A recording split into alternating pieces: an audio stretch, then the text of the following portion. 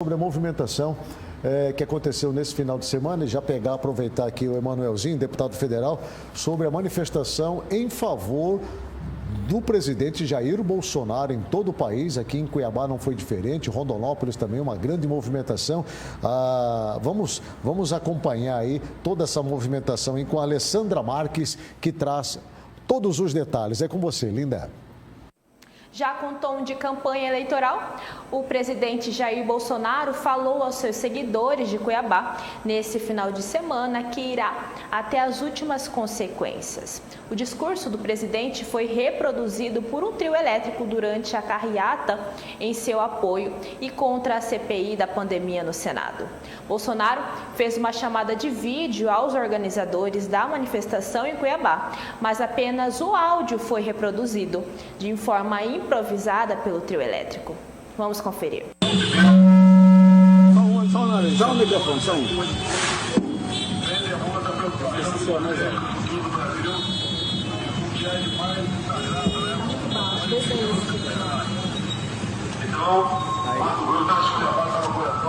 Tira o outro fora. Uma pessoa que tudo fará para que nós não sejamos prejudicados, nós, como Brasil, não sejamos prejudicados por decisão de uma minoria aqui no Brasil. Temos as últimas consequências.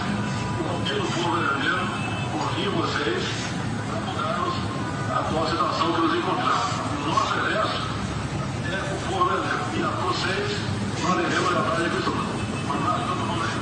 Valeu, presidente! Valeu, presidente! Tamo junto! Grosso, Cuiabá, aqui o Vitório Galha, Coronel Fernando. Cuiabá tá junto, presidente! Movimento B38 é direita Mato Grosso! Tamo juntos! A gente autoriza, presidente! Autorizamos, presidente! É o povo que tá com o senhor aqui, ó. Ouvindo aí! Com o presidente ao vivo aqui com a gente, Cuiabá! Bem, está aí a fala do presidente Jair Bolsonaro, através de uma mensagem de vídeo, com o ex-deputado federal Vitório Galli, do PSC, confirmando que ele é candidato, sim, à reeleição. Como é que está esse clima, deputado Emanuelzinho, lá em Brasília, a partir do momento que o STF rasga a Constituição, as leis maiores desse país e autoriza Luiz Inácio Lula da Silva, diante de tantas denúncias, né, comprovadas, a estar apto a disputar uma eleição presidencial? Veja, Aguinello, a polarização se intensificou. Nós sabemos que a última eleição presidencial já havia sido, de certa forma, uma vantagem tão larga. Foi uma vitória expressiva, mas não foi uma vantagem tão larga. E, de certa forma, o único candidato, e isso se diz nos corredores do Congresso Nacional, que estaria à altura hoje de competir testa a testa, de igual para igual, com o presidente Bolsonaro, seria o ex-presidente Lula. Então, de certa forma, as bancadas que são mais próximas à ideologia de direita ou as que são mais próximas à ideologia de esquerda, de certa forma, estão se organizando já para a eleição do ano que vem. Bom, nós ouvimos recentemente uma entrevista do presidente Jair Bolsonaro a um programa em Manaus, onde ele disse que o exército está pronto. O presidente Jair Bolsonaro tem pintado um cenário muito ruim, preocupante para as próximas eleições. Ele tem falado, inclusive, duramente nas entrelinhas em desconstituir o STF.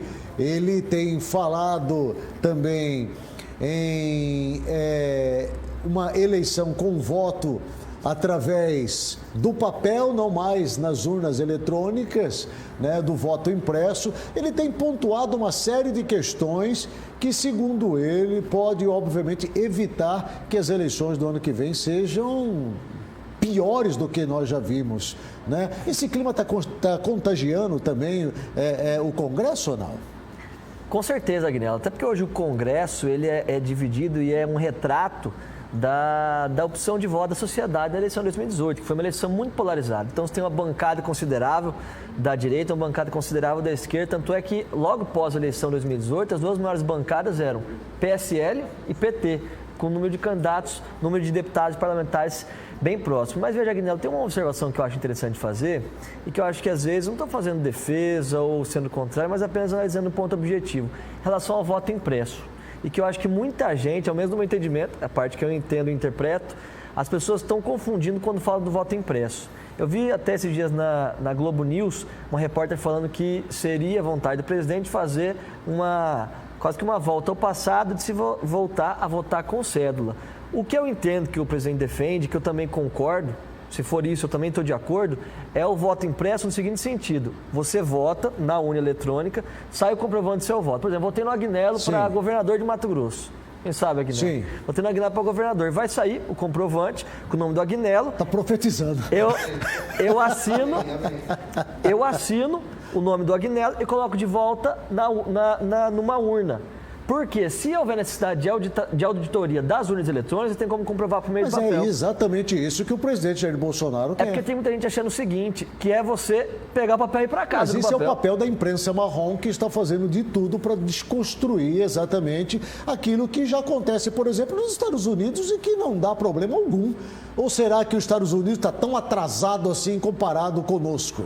Exato, então você poder ter uma forma de garantir a auditoria e a fiscalização do voto, eu não vejo problema algum.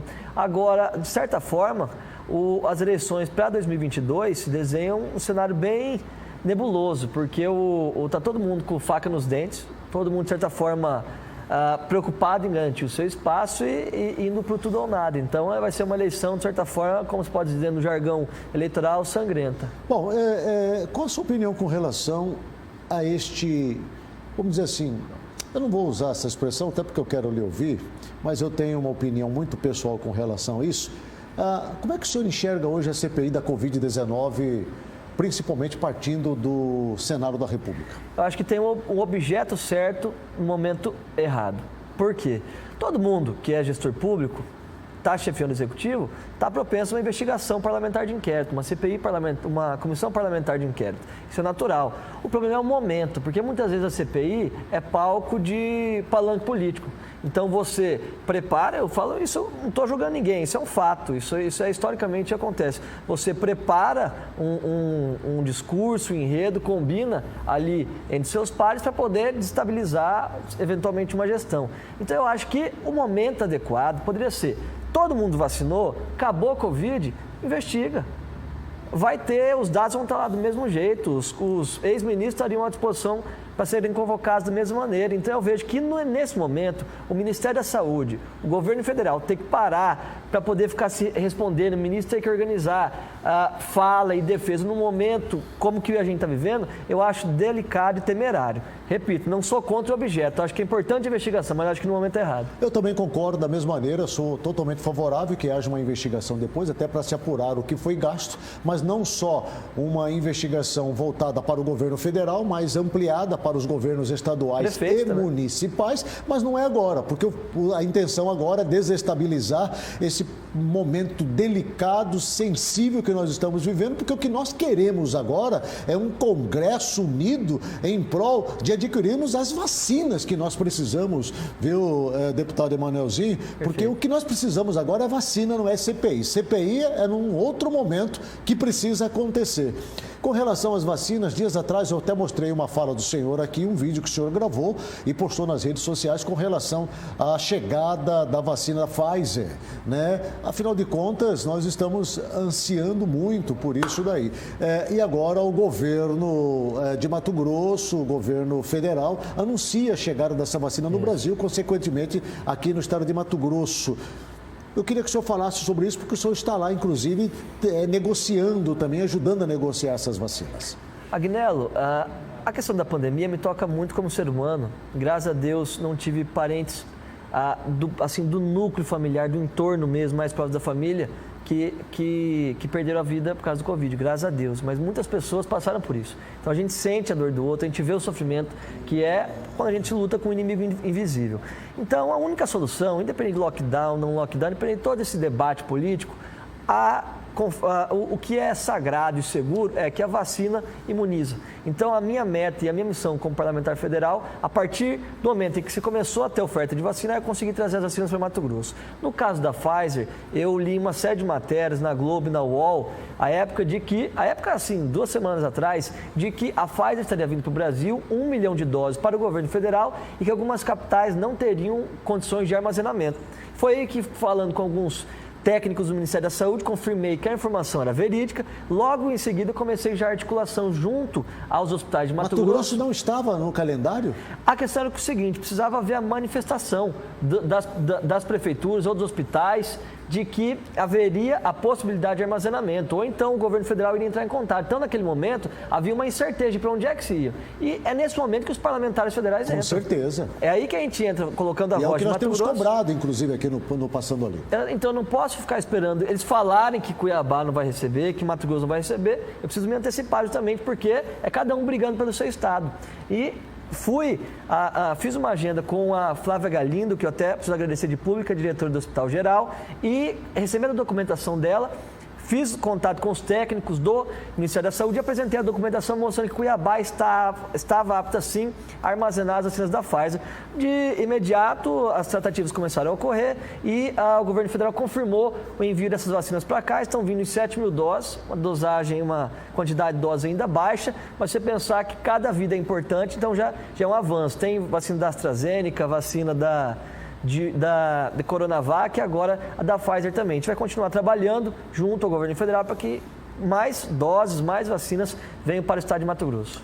Bem, eu tenho visto os números aqui no estado, os números nas principais cidades aqui de Mato Grosso estão caindo consideravelmente, isso me deixa assim muito satisfeito, mas a gente bem sabe que o vírus ainda está aí, deputado, e há ainda uma necessidade muito grande por parte dos gestores municipais e estaduais, obviamente, de planejarem os próximos passos. Sim. Até que todos sejam vacinados.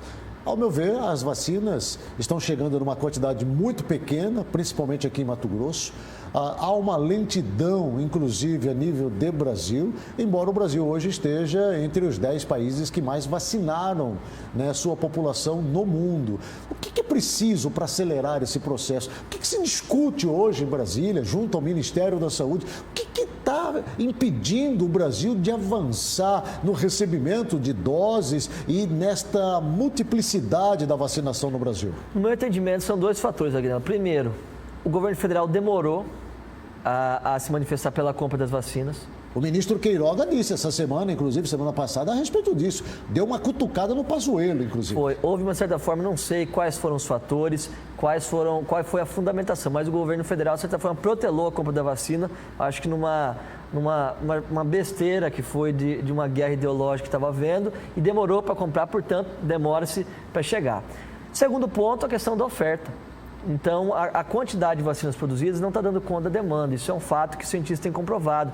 Claro que, ultimamente, a gente tem tido uma maior produção. Mas, por exemplo, a Frente Nacional de Prefeitos, da qual eu destinei 20 milhões de reais para que Cuiabá comprasse, o governo do estado ficasse tranquilo para poder ajudar o interior, não está conseguindo comprar por causa da falta de vacinas ofertadas. Então, a gente está justamente aguardando essa oferta considerável para que o Brasil tenha a oportunidade de adquirir. Mas você vê que nos Estados Unidos, independentemente da corrente ideológica que se professe, a gente vê que o presidente Biden, em 3, 4 meses, ele conseguiu acelerar, comprou toda a vacina que tinha e está vacinando na faixa dos 30 anos de idade. Então a gente mostra como que sim, a política bem feita, a boa gestão, ela faz a diferença sim na vida das pessoas, independentemente de ideologia. Eu tenho feito uma pergunta para todos os parlamentares que têm sentado onde o senhor está aí nos últimos meses, quando vem até aqui. Sim. Quanto de investimento, quanto de emenda parlamentar o deputado Emanuelzinho destinou para a área da saúde, para o estado de Mato Grosso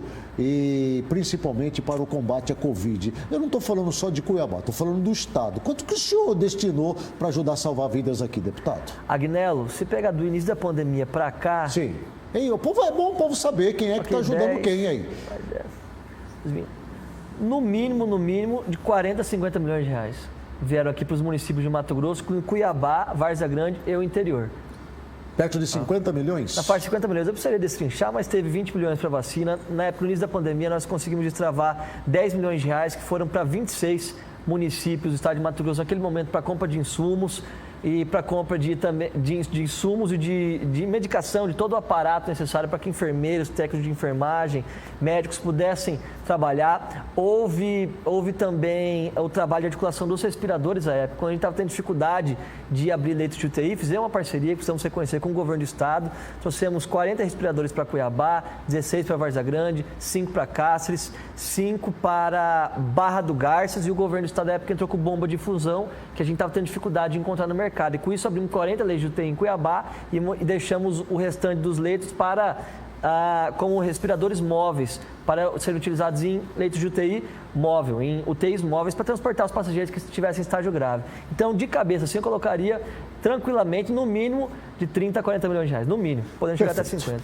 Bem, é Júnior que está lá conosco, o Hermes? É o Júnior que está lá no disparo da matéria? Coloca para mim, por gentileza, a matéria 9 aí. Eu quero falar sobre a chegada de 104 mil doses de vacinas contra a Covid-19 nesta segunda-feira. Coloca para mim, por gentileza, na tela. Uma nova remessa de vacinas chegou em Mato Grosso. O Ministério da Saúde informou ao Estado o envio de 7.020 doses da vacina Pfizer e 97.500 da AstraZeneca para a imunização de grupos prioritários da campanha nacional de vacinação contra a Covid-19. As unidades poderão ser utilizadas entre idosos de 60 e 64 anos, profissionais da segurança pública, em gestantes, em pessoas com comorbidades ou deficiências permanentes. Muito obrigado, viu, Alessandra? Só para a gente passar limpo essa questão da vacinação, nós estamos vivendo um imbróglio hoje junto à Anvisa e que, ao meu ver, está gerando um problema diplomático entre Brasil e Rússia por conta da Sputnik V, né? O Brasil não autoriza através da Anvisa e, por último, disse que, através de uma pesquisa, detectaram lá um vírus multiplicador dentro dessa vacina, mas eu não entendi absolutamente nada porque eles não explicaram que vírus é esse e o governo russo agora quer saber, porque eles venderam essa vacina para mais de 60 países, estão utilizando, salvando vidas, e o Brasil disse que essa vacina não entra aqui no Brasil. Como é que fica? Inclusive colocando o governo do estado numa situação ruim, que comprou antecipadamente 1.200.000 doses, e agora? Eu sou um grande crítico do governo Mauro Mendes pelo modelo de gestão que ele apresenta a Mato Grosso, mas nesse caso eu acho até que não foi má fé, ele fez bem intencionado de querer se antecipar na compra, crendo que fosse haver a aprovação pela Anvisa, e não houve. Está havendo alguma dissonância aqui nos critérios adotados por outros países e no Brasil, porque em outros países estão aprovando o Sputnik, no Brasil não estão aprovando o Sputnik.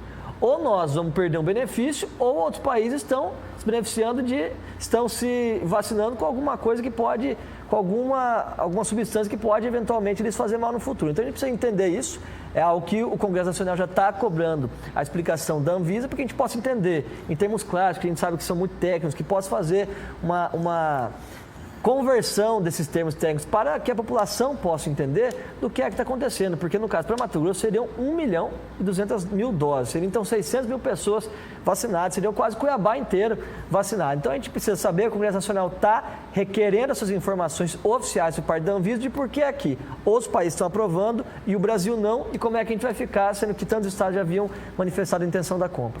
Eu vou para um rápido intervalo comercial. Ô Hermes, quem é que está conosco? Você tem um convidado hoje também no programa aí, Hermes? Quem é que está conosco aí? Quem está comigo aqui é o Zilão. Tem como mostrar ele aí ou não? Tem como mostrar como que é o nome dele? É Zilão. Zilão, você pode ficar aí. Ele é o presidente, ele é o presidente do ProHumanos. Que é o ProHumanos? É uma ONG do qual eu tenho orgulho de fazer parte, né, desde o início aqui em Cuiabá. É visitação de palhaços no hospital, principalmente no hospital de câncer. Isso aí, tá vendo aí? Ele é lá de Uberlândia, veio morar aqui em Mato Grosso agora, está morando aqui com a gente. É de Uberlândia? É comedor de queijo? É comedor de queijo. É comedor de queijo. Graças a Deus torce pro São Paulo, não torce nem pro Cruzeiro, nem pro Atlético Mineiro. Torce para que time? Aquele que empatou com o seu ontem. Tá tudo bem. Certo. Seja bem-vindo. Como que Zilão. Seja bem-vindo. Ele vai ser um dos nossos convidados aqui uns dias. Ele é palhaço. Ele é palhaço. É São Paulo. Paulinho. Porque tudo palhaço bem? é coisa séria. Palhaço é coisa séria. É a nossa ONG aí, que Bacana. a gente vai estar falando em outros programas aí. Com certeza, vai ser um prazer, viu? Seja bem-vindo aí, viu, Zilão? Eu vou para um rápido intervalo comercial, volto na sequência falando sobre o setor de infraestrutura aqui do estado de Mato Grosso, as ações do deputado Emanuelzinho com relação à situação que envolve a área da educação. Daqui a pouco nós vamos falar sobre o Revalida, a prova do Revalida e muito mais. Não sai daí não, continue comigo aqui no Passando a Limpo.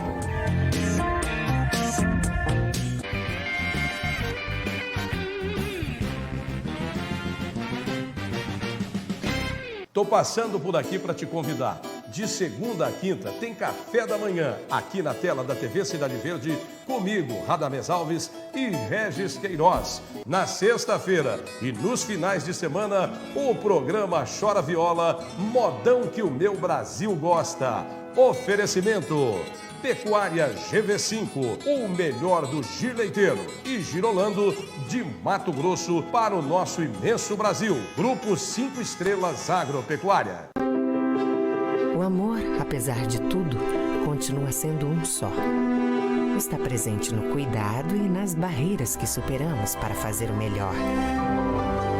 A gente acredita que o amor pode superar tudo. Mês das Mães, Unimed Cuiabá. Planos com desconto e redução na carência. Para todo tipo de mãe, o mesmo tipo de amor. Unimed Cuiabá. Cuidar de você. Esse é o plano.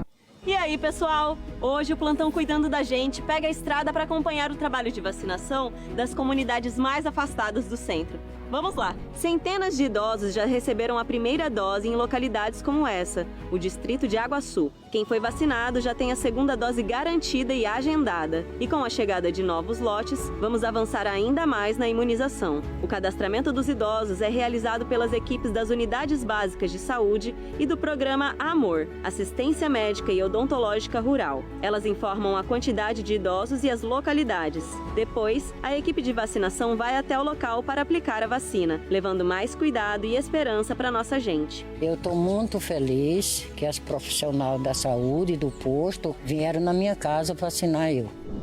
Tá vendo, gente? A vacinação aumenta a cada dia e está chegando até a zona rural para continuar avançando no combate ao coronavírus. Prefeitura de Cuiabá. Eu sei que são noites em claro, que muitas vezes não é fácil. E que no fundo do peito vocês sabem que isso me fortalece por toda a vida e nos faz crescer juntos, como família. Tem mais gente que nos apoia, porque essa causa tem que ser de todos. E por mais que eu ainda não consiga falar, eu sei que vocês me entendem. A amamentação. Incentive a família, alimente a vida. Eu tenho uma missão de todos os dias levar até você as últimas informações. De segunda a sexta, 5 da tarde, eu espero você no MT Acontece. MT Acontece oferecimento. Supermercados Bom Jesus, todo dia com você. Amazon Temper, pro seu projeto, pra sua vida. Bistrô na casa. Grupo Realize, especialista em realizar sonhos. Ótica Favorita, a queridinha de Cuiabá.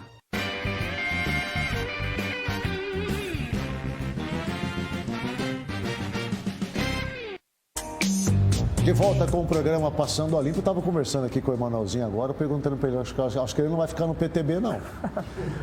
Embora você tenha dado algumas declarações falando que você... Aliás, tem no site Mato Grosso Mais uma declaração dele aí, se não me engano aí, verifica para mim, por favor. Deputado Emanuelzinho falando que morre de amor pelo PTB, mas não sabe se vai ficar lá. Aí você... Porque... As coisas estão acontecendo de forma muito rápida, né? Ainda mais agora que o senhor está ganhando notoriedade, uma expansão política maior no Estado. Como diz os velhos, a sua musculatura está tomando uma outra forma, né? E aí, obviamente, que o senhor começa a ser provocado e, de repente, o PTB pode não ser mais um partido interessante para o senhor, em virtude, obviamente, das próximas eleições, que vai ser dificílimas, né? Tanto para deputado federal quanto para estadual. O senhor fica no PTB ou o senhor está avaliando a possibilidade de sair do partido? Não, a tendência mesmo é ficar no PTB. Acontece que é o seguinte, hoje a Executiva Nacional do PTB tem tido posições muito dissoantes do que tem sido conversado com as executivas estaduais. Então, de certa forma, como é que vai ser organizada as próximas eleições, qual é que vai ser o perfil do PTB, porque o PTB tem uma história, tem uma identidade política, que hoje está migrando para um outro extremo.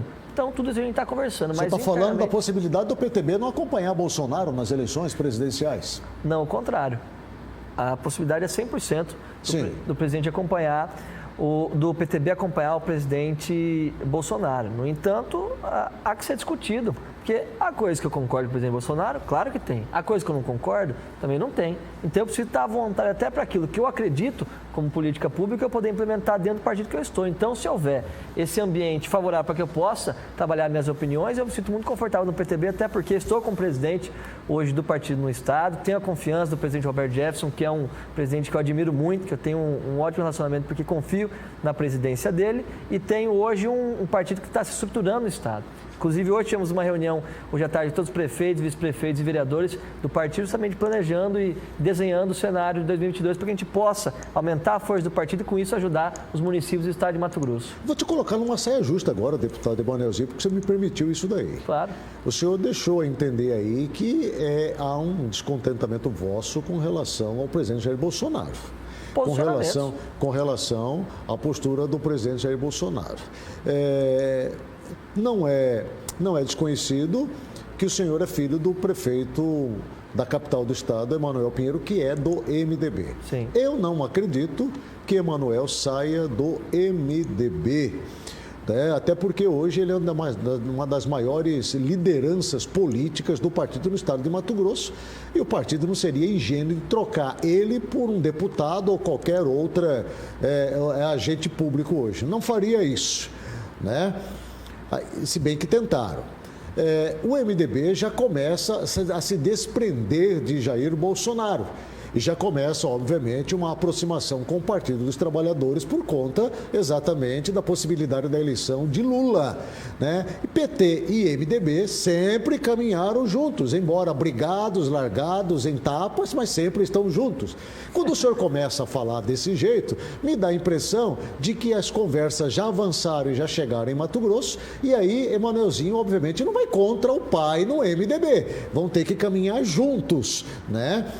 Eu pergunto, isso já é um sinal de que o PTB acompanhando Jair Bolsonaro, Emanuelzinho, por causa de Emanuel Pinheiro no MDB, vai ter que buscar uma outra alternativa política?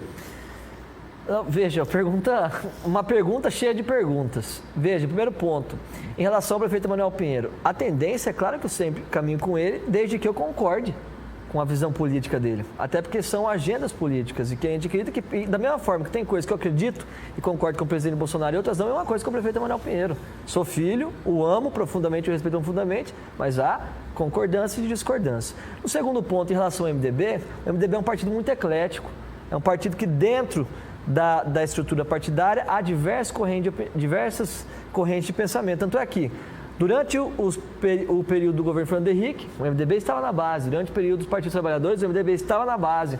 Hoje, o MDB vem retomando uma postura de oposição que foi característica do período pré-regime militar da época de Ulisses Guimarães. Então, o MDB ainda não está posicionado, as suas lideranças políticas eu vejo mais ante o presidente Bolsonaro, mas dentro do partido há posições conflituosas e contraditórias. Isso no Congresso Nacional. Não estou falando do estado de Mato Grosso, aqui não tenho conhecimento. Em relação a uma possível ida minha para o MDB, foi isso que eu acho que você... Não, de repente, para um outro partido, né? Ah, sim. Isso depende muito do diálogo, porque, veja, eu preciso estar à vontade, porque a política, hoje em dia, ficou muito restrita a emenda parlamentar e recurso. O posicionamento político hoje está em falta. Hoje em dia se troca tudo por emenda parlamentar. Claro que os munícipes esperam o nosso trabalho e nosso retorno em obras, em recursos, mas o posicionamento político também é importante porque as pessoas que votam em mim enxergam também um posicionamento político em mim. Então, eu como não sou um extremista de nenhum dos lados, eu consigo, no meu modo de enxergar o mundo, a vida e a política, captar o que há de bom nessas duas esferas e aí decidir por qual caminho nós vamos trilhar. Agora, se for um partido em que não houver diálogo nenhum e tiver que ser uma imposição de cima para baixo e eu não concordar, aí é claro que ficarei à vontade para me retirar. Vou aliviar para o senhor agora. Vou aliviar. Eu quero falar agora com o presidente da Comissão de Segurança da Câmara Municipal. O senhor foi conduzido da Câmara Federal. O senhor foi conduzido, o presidente da Comissão de Segurança da Câmara Federal. Eu penso que é um cargo importantíssimo, uma comissão muito importante, né? E, obviamente, cria-se uma expectativa aqui para Mato Grosso que, tendo um presidente de uma comissão de segurança, este setor aqui em Mato Grosso possa vir a ser privilegiado de alguma maneira. Eu queria que o senhor falasse exatamente de como está hoje o estágio, a temperatura exatamente desta área a nível de Brasil e aqui em Mato Grosso, no olhar do presidente da Comissão de Segurança da Câmara Federal. Hoje, a segurança pública e desde a eleição do presidente Bolsonaro tem sido uma das pautas prioritárias do debate político, até porque é uma das bandeiras do presidente da República, Jair Bolsonaro. E o estado de Mato Grosso, especialmente por ser um estado de fronteira, também é um estado sempre citado nos debates em relação à segurança pública. Acontece que, no momento em que eu assumo a Comissão de Segurança, os olhos estão todos voltados para a Covid. E, de certa forma, também a segurança pública voltada para a Covid, no sentido de que há que se haver uma ação em conjunto entre o governo federal e estadual de proteção e valorização dos profissionais de segurança pública. Primeiro, o motivo, Agnello, porque está havendo um grande índice de profissionais de segurança pública. Aqui quem está me escutando, policial federal, rodoviário federal, militar, policial penal, policial civil, corpo de bombeiros, todos eles sabem o que eu estou falando, um grande índice de depressão, síndrome do pânico, crise de ansiedade, culminando muitas vezes até em suicídio ou, em muitos casos, afastamento das suas atividades em decorrência da alta tensão diária e cotidiana que estão expostos. Então é necessário um programa de que eu já estou trabalhando como ministro da Justiça, com quem tive a oportunidade de estar reunido na semana passada, juntamente à Câmara dos Deputados, que vamos anunciar essa semana, em virtude de ser a Semana do Dia do Trabalhador, que comemoramos alguns dias atrás, de que haja um programa, e que estamos pautando por meio de 2 projetos de lei, um de um deputado federal e um de um senador, que estabeleça medidas preventivas na formação da corporação e também de medidas de apoio com oferecimento de tratamento psiquiátrico e psicológico para esses agentes em parceria com o Ministério da Justiça, inclusive por meio da descentralização de recursos. Porque a gente está tendo um alto índice de efetivos que estão perdendo a sua capacidade de trabalho devido a essa sobrecarga no seu serviço. Então, se a gente reclama que é um país hoje que está na beira dos 55 a 60 mil homicídios por ano, a taxa de criminalidade altíssima, claro que nós temos uma série de problemas a se resolver. Reforma do Código Penal, reforma do Código de Processo Penal, valorização das carreiras policiais, combate ao tráfico, prisão em segunda instância, todos esses debates. Mas há se começar pela valorização e proteção pelos agentes de segurança pública, especialmente no momento em que os olhos do mundo estão voltados para a saúde pública e a gente quer cuidar da saúde desses profissionais para que a partir deles a gente comece um sistema de proteção ao servidor da segurança pública. E mais um ponto, estou trabalhando junto com o capitão Alberto Neto, que é deputado do Amazonas, dos Republicanos do Amazonas, que está com uma frente parlamentar da qual adentrei na diretoria, de uma fiscalização e a proposta de uma reforma do sistema carcerário no Brasil. É unânime, todo mundo sabe que quem vai para a cadeia, para o presídio, volta, via de regra, pior do que entrou. Então você tem, às vezes, um cidadão que cometeu um crime X e ele sai de lá com capacidade de cometer um crime ainda pior. Então a nossa ideia é justamente poder fazer uma fiscalização dos presídios no Brasil e propor, junto com especialistas, um debate que encontre um modelo adequado de reforma do sistema penitenciário, que é uma das bases e um dos pilares da segurança pública em qualquer lugar do mundo. Bem, eu não tenho dúvida que o senhor vai ser muito provocado e procurado pelos agentes de segurança aqui do estado de Mato Grosso para tentar resolver inúmeros problemas que aqui existem, assim como no Brasil inteiro, dentre eles a questão dos concursados que aguardam a entrada no sistema penitenciário, militares que não aceitam a maneira como estão sendo tratados, a questão da remuneração, a reforma administrativa, enfim, assunto que não falta. Eu quero, inclusive, trazer o senhor numa outra ocasião para a gente poder aprofundar especificamente sobre sobre esta ação, porque aí envolve muitos assuntos importantes e eu penso que a população precisa estar informada com relação a isso daí. Perfeito. Eu quero só deixar registrado que uma das coisas que me desagradou muito foi a maneira como os servidores da área da segurança de linha de frente, policiais militares, policiais civis, foram tratados nessa pandemia, né, não tendo a preferência da vacinação, o que, para mim, ao meu ver, foi um grande erro, né, uma vez que vários outros servidores de áreas administrativas foram vacinados e os policiais só agora começaram a serem vacinados depois de muita briga, depois de muita resistência, depois de muita discussão em torno desse assunto. Deputado, obrigado aí pela sua presença, viu? Agradeço, Agnello. Sempre uma satisfação estar aqui, poder aprofundar nos temas. Aqui o debate é aprofundado, é complexo e o que faz bem para o debate político mato-grossense e nacional. Bom, mas o senhor ficou sem responder se fica ou sai do PTB. Fico no PTB. Está resolvido. Está respondido agora. Se na minha resposta não ficou implícito. Ele disse, eu fico no PTB. Pronto.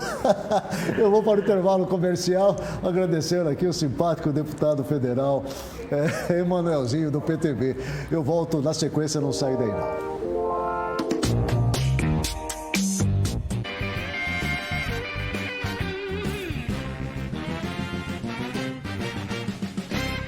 Todas as informações